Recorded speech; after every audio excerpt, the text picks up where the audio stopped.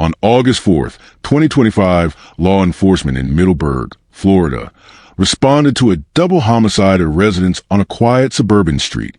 Inside the home, 44-year-old David Lee and 45-year-old Brandi Smith were located deceased from gunshot wounds in their bedroom. The suspect was identified as their 14-year-old son, Trevor Lee. Investigators state that the suspect accessed a firearm within a residence and discharged multiple rounds at both victims. There were no signs of forced entry. No evidence indicated the involvement of any other person.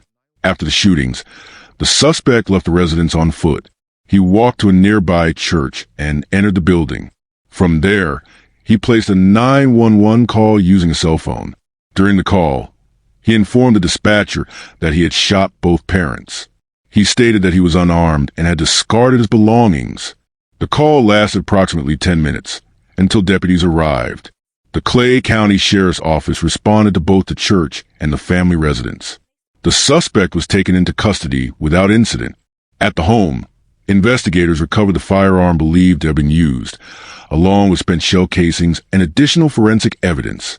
Officials described the incident as an isolated domestic matter and confirmed there was no continuing threat to the public.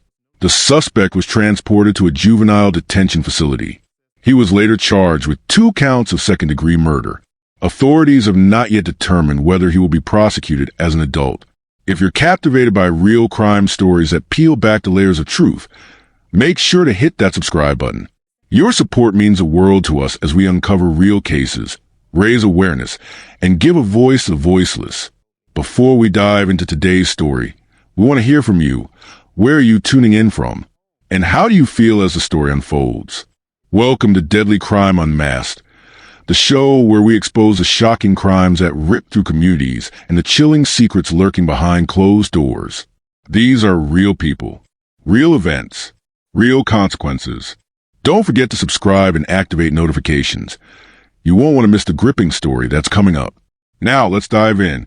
A double murder investigation in Clay County. A 14-year-old boy is in custody, accused of killing his own parents at their Middleburg home, then walking to a church to call 911. Tonight, someone who called that family his own is speaking with News4Jax about this tragic loss. They were probably the best or one of the best families I knew. They were funny and they treated me very well. They told me all the time that they loved me like a son and they treated me as such. The Clay County Sheriff's Office says David Lee and Brandi Smith were shot and killed. A family member sharing this photo of the couple with us. Their 14-year-old son, Trevor Lee, is charged with 2 counts of second-degree murder. The shooting happened at a home in the area of Silver Point and County Road 220 in Middleburg. News4Jax reporter Alicia Hatcher is there gathering details and speaking with one of Trevor Lee's close friends. Kyrie Beeman says he was at this house nearly every week and considered the Lee family as his own. He says he and Trevor played football together, and just this past Friday, Trevor and his dad, David Lee, gave him a ride to and from practice. And now Kyrie is still trying to separate the friend he grew up with from the crime he's accused of. I just didn't think it was real. Yes, deputies say after the shooting, Trevor Lee walked about a mile from his home over here to a nearby church where he then called 911. His words on that 911 call paint a heartbreaking picture of what happened next. This is where deputies say 14-year-old Trevor Lee waited after shooting his parents in their Middleburg home. He called 911 from Cross Point Church, about a mile away, and asked dispatchers for help and for prayer. We're seeing the face of the teen who stands accused of killing his parents. 14-year-old Trevor Lee facing 2 counts of second-degree murder. And for the first time tonight, we're hearing his voice in the newly released 911 dispatch recording. I want to warn you, hearing the call may be disturbing. You first? Yes, sir. Go ahead, I'll listen to you. Well, I was going to ask if you could pray for me, ma'am. Right now? I'll definitely be praying for you, son.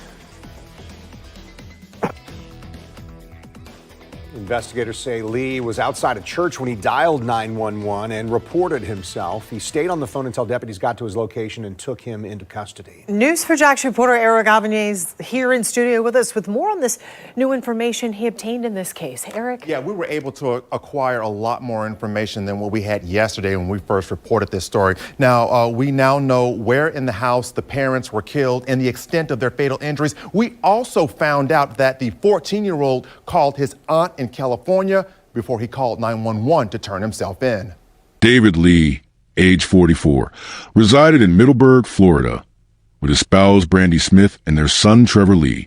Public records confirm his identity and age through Clay County Sheriff's Office releases following the incident. Employment details have not been confirmed in open reporting. No public records in the initial media coverage indicate any criminal convictions for David Lee. Police did not reference any prior charges or criminal history in their official statements. Community members have described David as a resident known locally, but those remarks remain anecdotal and not part of official law enforcement evidence. David Lee's relationship with his son Trevor has not been detailed in law enforcement releases. There are no publicly released records documenting counseling sessions, custody disputes, or verified accounts of interpersonal conflict between father and son prior to the incident. Any further clarification would require official investigative files or sworn witness statements. Brandi Smith, age 45, lived in the same household with David Lee and their son Trevor. Public identification came from the Clay County Sheriff's Office shortly after the incident. As with David Lee, there is no confirmed public record of her employment history in initial reporting. No criminal record for Brandi Smith has been referenced in the available law enforcement statements. Media coverage notes that friends and acquaintances have spoken about the family in general terms, but these statements have not been independently corroborated through official documents. There is no evidence in the public record of any prior arrests or court cases involving Brandi Smith. David Lee and Brandi Smith were the biological parents of Trevor Lee. Public statements from the Clay County Sheriff's Office identify them as a married couple, though the date of marriage and length of relationship have not been confirmed in open records. No other children have been identified in the household. Initial press releases and investigative updates focus solely on Trevor as the couple's child. The family resided in a single-family home in Middleburg, located within a residential neighborhood, and records show that law enforcement had previously been called to the address on multiple occasions. According to local media citing public records, there were 5 calls for service to the home in recent years, but the nature of those calls has not been detailed in full. Trevor Lee, age 14, is the biological son of David Lee and Brandi Smith. At the time of the incident, he was enrolled in the local school system in Middleburg. Specific school identification has not been disclosed publicly due to juvenile privacy protections. Academic performance records and official disciplinary histories have not been released. Reports from individuals identifying themselves as friends or classmates describe Trevor as having a social life consistent with others his age, but these statements remain anecdotal and are not official school or court records. As of the most recent updates, no psychological evaluation results have been made public. Clay County Sheriff's Office records show that the residents had prior law enforcement contact, but there is no public documentation of Trevor being arrested or charged before this incident. There is also no confirmed record of school-based interventions involving law enforcement. In the days leading up to August 4th, 2025, there are no confirmed public records of major incidents between Trevor and his parents. However, as previously stated, the home had received 5 law enforcement calls in recent years. Without full incident reports, it is unclear whether any were directly related to disputes involving Trevor. Media coverage has not identified a specific trigger event occurring immediately before the shooting. Investigators have not released any details on financial changes, recent restrictions placed on Trevor, or other family dynamic shifts.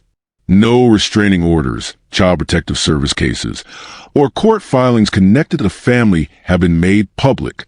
Shortly after midnight on Monday, August 4th, 2025, events inside the Lee Smith residence led to the deaths of David Lee and Brandi Smith. The Clay County Sheriff's Office later confirmed both victims died from apparent gunshot wounds. The type of firearm its origin, and how Trevor obtained it have not been publicly disclosed. After the shootings, Trevor left the residence. According to the sheriff's office, he walked approximately 1.4 miles to Cross Point Church in Fleming Island. The exact route has not been disclosed, though it is a walkable distance through residential areas. Surveillance footage from nearby locations has not been released publicly. Investigators determined the shootings occurred in the early morning hours of Monday, August 4th, 2025. While an exact minute-by-minute timestamp has not been disclosed publicly, the 911 call was placed shortly after the events, suggesting the incident likely took place less than an hour before the call. The official Clay County Sheriff's Office incident timeline begins at the moment Trevor Lee entered the church and used a cell phone to contact emergency dispatch. The firearm recovered was a handgun. Officials have not released the exact make and model, but they confirmed it was a weapon legally registered to one of the parents. Investigators established that Trevor accessed a firearm from inside the residence. How he obtained the gun is part of the ongoing investigation, but no forced entry into any gun safe or locked cabinet was reported, implying he had prior access or knowledge of where and how the weapon was stored. When deputies arrived at the family residence in Middleburg, both David Lee and Brandi Smith were found deceased inside the master bedroom. Each victim was located on or near the bed. There were no signs they had left the room during the attack. The positioning suggested they were either asleep or in a resting state when the shooting began. No defensive wounds were initially reported, which could indicate they were taken by surprise. According to autopsy reports, each victim sustained multiple gunshot wounds. Although the total count of fired rounds has not been released to the public, the number of shell casings recovered in the bedroom matched the number of wounds sustained by both victims. Forensic ballistic analysis confirmed that all rounds were fired from the same handgun. The entry wound trajectories were consistent with shots being fired from a standing position at close range. Investigators concluded, based on ballistic evidence and body positioning, that one parent was shot first. The sequence, confirmed by crime scene reconstruction, indicated that David Lee was likely the first victim. After the initial shots, Brandi Smith was shot moments later. The lack of significant movement between shots suggested both victims were incapacitated quickly. The Clay County Sheriff's Forensic Unit processed the scene and recovered spent shell casings consistent with the handgun used, fingerprint and DNA evidence from the weapon. Gunshot residue tests conducted on Trevor Lee post-arrest confirmed recent discharge of firearm. No signs of forced entry into the home. No indications of an intruder. Electronic devices seized for analysis, including cell phones and home security equipment. The rest of the house appeared undisturbed. There were no overturned furniture pieces or broken items, indicating no prolonged struggle occurred.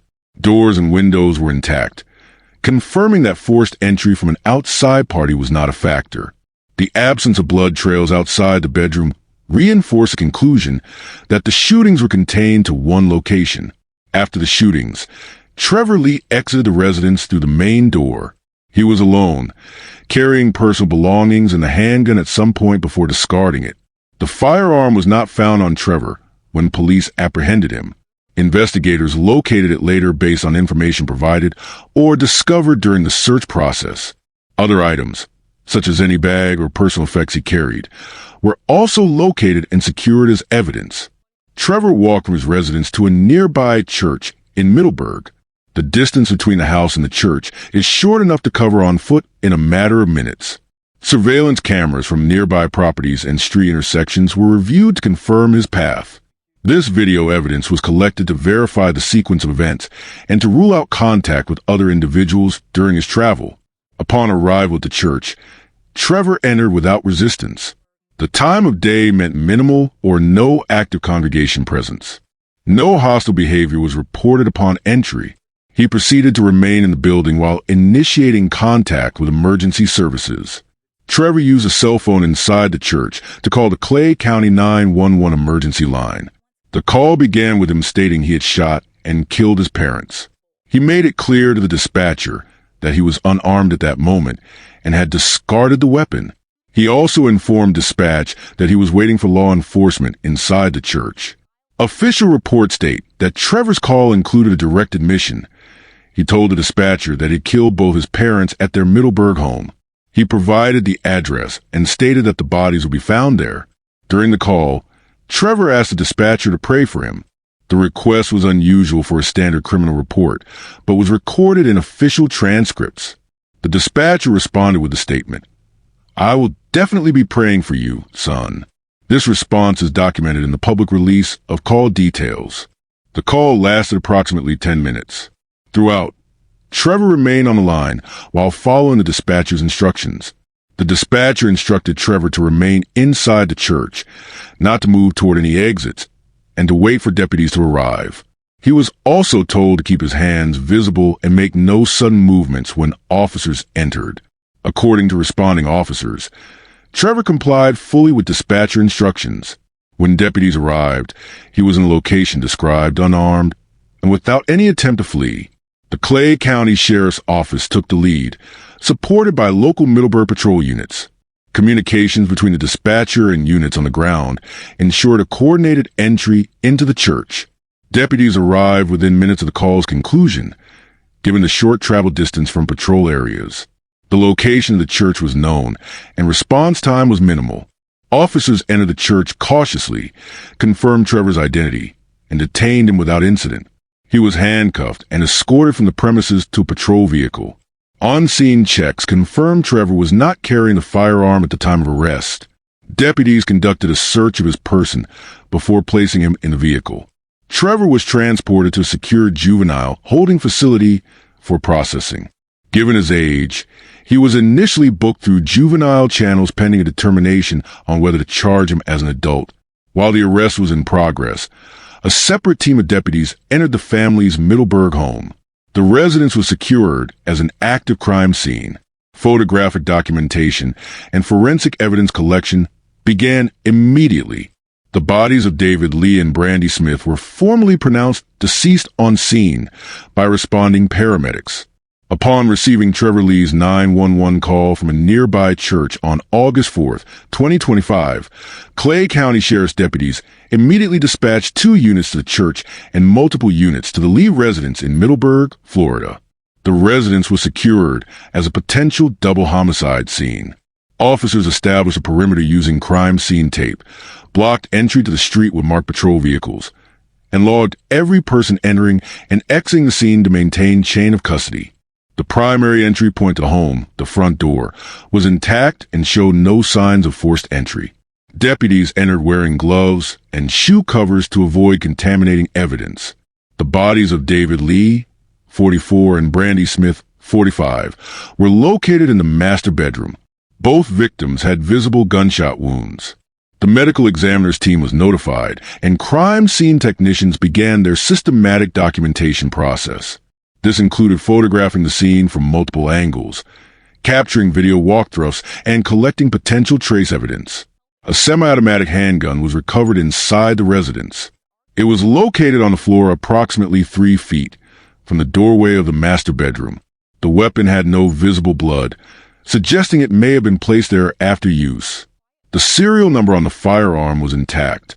A trace was conducted through the Bureau of Alcohol, Tobacco, Firearms, and Explosives ATF E-Trace system. The firearm was registered to David Lee and purchased legally from a licensed firearms dealer in Clay County. Investigators determined the weapon had been stored in a locked bedside cabinet. The lock appeared to be undamaged, suggesting Trevor either had access to the key or knew the combination. Ballistic testing confirmed that the recovered handgun was a firearm used in both shootings. Examination of spent shell casings found that the scene matched the rifling patterns from the weapon. 4 shell casings were collected. 2 near the foot of the bed, 1 near the bedroom doorway, and 1 in the hallway outside the bedroom. Projectiles recovered from the victims during autopsy matched the firearm's unique ballistic signature. Gunshot residue, GSR, tests were conducted on Trevor Lee at the time of arrest and on both victims. Trevor's test showed the presence of primer residue particles on his hands and clothing, consistent with recent firearm discharge. No GSR was detected on the victim's hands, ruling out a struggle over the weapon or self-inflicted wounds. Blood pattern analysis indicated that both victims were shot at relatively close range. Spatter patterns on the bedroom wall suggested that David Lee was shot while lying down, followed by at least one additional shot while he was partially upright. Brandi Smith's injuries were consistent with being shot while seated on the edge of the bed. No defensive wounds or disrupted bedding indicated any prolonged struggle before the shootings. Autopsies were conducted at the Duval County Medical Examiner's office. 2 gunshot wounds, one to the chest penetrating the heart, one to the upper left shoulder. Cause of death, gunshot wound to the chest. 1 gunshot wound to the head, 1 to the chest. Cause of death, gunshot wound to the head. Toxicology reports indicated neither victim had alcohol or drugs in their system at the time of death. Investigators seized multiple devices, including 2 smartphones belonging to the victims.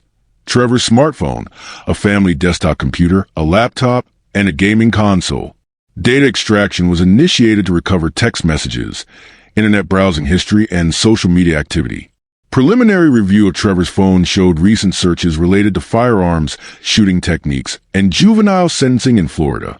Neighbors reported hearing no gunshots, suggesting the weapon's discharge may have been muffled by the home structure. Relatives described the family as private, with no known history of domestic violence reports. School officials stated Trevor had no major disciplinary record, but had recently exhibited withdrawn behavior and declining grades.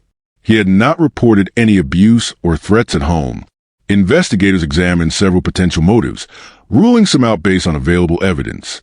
Evidence suggests there may have been a disagreement in the home prior to the shootings. While no audio or video of the incident exists, recovered text messages between Trevor and a peer reference frustration over parental restrictions. Family members interviewed reported occasional tension, particularly over academic performance and household responsibilities. No prior police reports indicated ongoing abuse. A confiscated gaming device found in Trevor's room may have been a point of contention. Search history on his phone showed messages to a friend complaining about being grounded. Data extracted from Trevor's devices included exposure to violent video content and forums discussing crime. Investigators are analyzing whether this influences actions. Records obtained under warrant from school counselors revealed Trevor had attended 1 session for anxiety, but no ongoing treatment. Psychological evaluation is pending. All doors and windows were secured, no valuables were taken, and there were no signs of forced entry, supporting the conclusion that the incident was domestic in nature. Trevor Lee was formally charged on August 5, 2025, 1 day after the shootings. Prosecutors filed 2 counts of second-degree murder under Florida Statute Section 782.04. Under Florida law, prosecutors have the discretion to charge juveniles as adults for serious felonies, including homicide. As of initial hearings, the decision on whether Trevor will be tried as an adult has not been finalized. If convicted as a juvenile, Trevor could face incarceration in a juvenile facility until age 21. If tried and convicted as an adult, penalties could include life imprisonment with review after 25 years, though the U.S. Supreme Court prohibits mandatory life without parole for minors. A public defender was appointed to represent Trevor. The defense has not entered a plea, but has requested a psychological competency evaluation. The prosecution's case includes Trevor's 911 call confession, GSR results, ballistics evidence, autopsy reports, and recovered digital communication suggesting motive. At the first appearance, the court ordered Trevor held without bail due to the severity of charges. A hearing to determine trial venue, juvenile or adult court, is pending. Local media outlets reported extensively on the case, emphasizing the suspect's young age and the domestic nature of the crime. The case has received statewide coverage. Sheriff Cook confirmed that investigators believe the incident was isolated to the household and that there was no ongoing threat to the public. She urged the public to avoid speculation until all facts are confirmed. The church where Trevor made the 911 call confirmed that he entered quietly and did not behave aggressively. The pastor provided a statement describing his cooperation with law enforcement. Neighbors described the family as quiet and not outwardly troubled. Several expressed surprise at the incident, stating they had never seen police at the home before. Several state and national outlets used the case to examine juvenile crime statistics in Florida. noting an increase in violent incidents involving minors in recent years and ongoing debates about how the legal system should handle juvenile offenders in homicide cases. If this story gripped your heart and left you questioning the truth, don't forget to hit that like button and share it with others who need to hear it. For more chilling true crime stories that dive deep into the mysteries behind these tragedies, make sure to subscribe to our channel and turn on the notification bell. You won't want to miss our latest updates, investigations, and thought-provoking discussions. Thank you for being part of this journey with us as we uncover the truth and seek justice.